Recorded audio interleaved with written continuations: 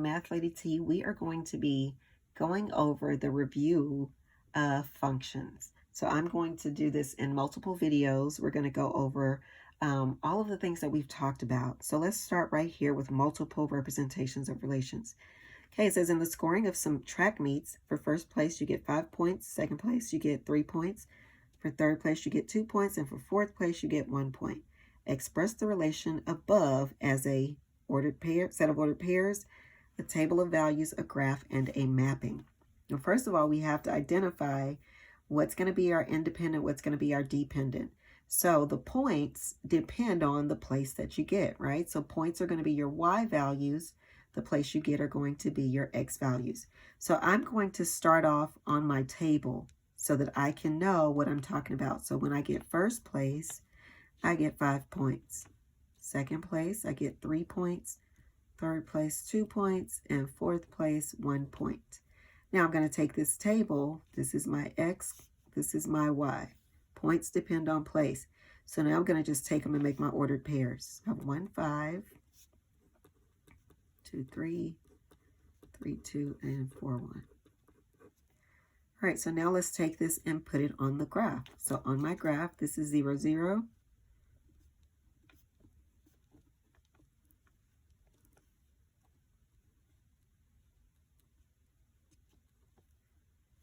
So 1, x is 1, and y is 5. X is 2, and y is 3. 3, 2, and 4, 1. And then finally, my mapping. I'm going to mix it up just because I can. I know that 1 goes with the 5, 2 goes with the 3, 3 goes with the 2, and 4 goes with the 1. Let's analyze this graph. A runner in a race ran quickly for the first few minutes, slowed down some, and ran a steady pace for most of the race, and then ran as fast as he could at the very end. Choose the graph that best represents this situation. So he ran really, really fast, right? Very quickly for the first few minutes. Then he slowed down a little bit. Then he ran steady for most of the race, and then he sped back up. So we're talking about speed over time.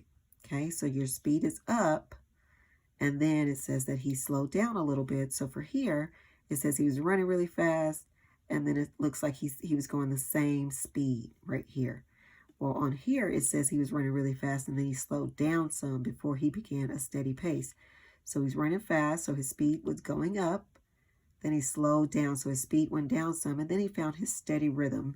And then right at the end, his speed picked back up. So our graph that we're going to choose is graph A. Domain and range. So we're looking at this graph.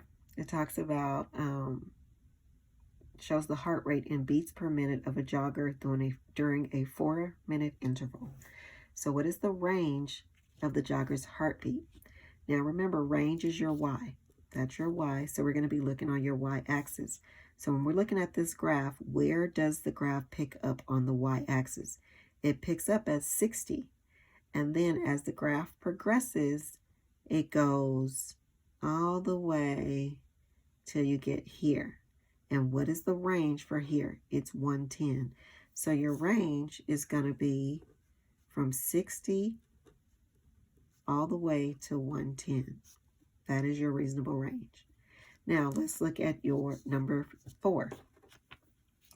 It says this time we want to know the domain of the function, right? So we're trying to identify the x. So let's look at our x-axis. The graph is like this, right? So how far to the left does the graph go? The graph starts right here at this 4. Now, is 4 included? Yeah. And then how far to the right does it go? It goes to 13. And so that's going to be your reasonable domain. Identifying functions. So we are going to tell if indeed these are functions, and then we're going to identify the domain and the range. So let's look at 5. The domain are going to be our x values. So our x values are going to be 75, 68, 125. our range will be 2 and 3. There's no need to write 2 again. Is this a function? Does x repeat? No, x does not repeat. I'm sorry. No, x does not repeat. So yes, it is a function. I'm writing what I'm saying. Okay, number 6. What is my domain? Okay, this first thing is my domain. This is my range. So this is my x. This is my y. So my domain is going to be 7, 9, 12, 15. My range is -7, -1, -3. Now, does x repeat? Is x trying to be matched up with more than one y? Let's check it. Remember, each x can only have one arrow going to a number. Let's look at 7. 7 is trying to match with -1 and it's trying to match with -3. You cannot do that. If you do that, you just can't be a function. So no, this is not a function. Finally, let's look at this. Domain. We have 1, we have 2, we have another 1. We don't have to rewrite it. And we have a 6. 1, 2, 6. Range are my second numbers. I have a 4, I have a 6, 10, and 0. Is this a function? Does x repeat? Yes, x repeats. So then this is not a function. All right, vertical line test. Let's determine, is it a function? Remember, it has to pass the vertical line test. If you take your pencil and scan across the graph, you cannot have 2 points on it at the same time. If I put this pen right here, I notice that this graph is touching this pen in 2 different spots. So this is not a function. So not a function. All right, let's look at 9. Is it a function? No, not a function.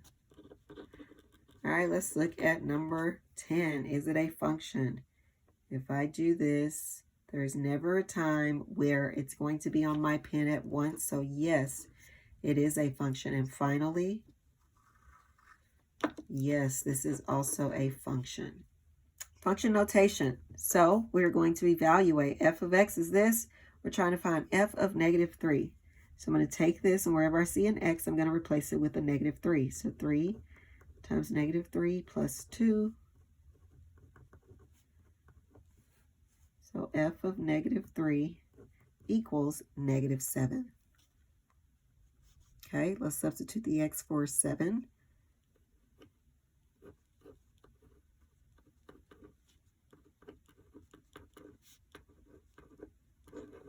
$39 is my answer.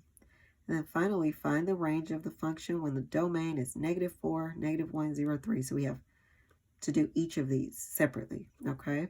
So here's our function rule, or our equation, and we're going to substitute this for x. This is our domain, so we're going to substitute for x. Find the y that matches. So let's start here.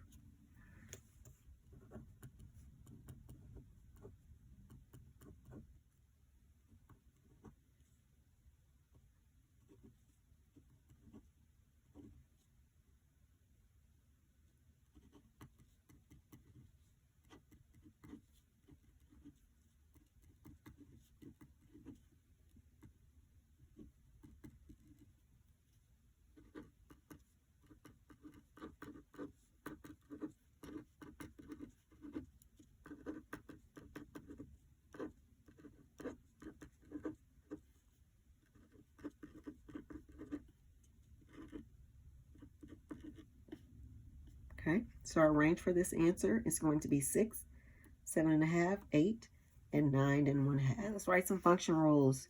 A buffet charges $8.95 per person. So the cost is going to depend on how many people we have. So cost is going to be my, let's say y is the cost. And x represents number of people. So my function rule is going to be y equals $8.95 times x. And you can change this with f of x as well. A moving company charges $130 for weekly truck rental plus $150 per mile. So the cost depends on the number of miles. Okay, so the way that we're going to do this, your cost is going to be $130. That's how much it costs, period, right?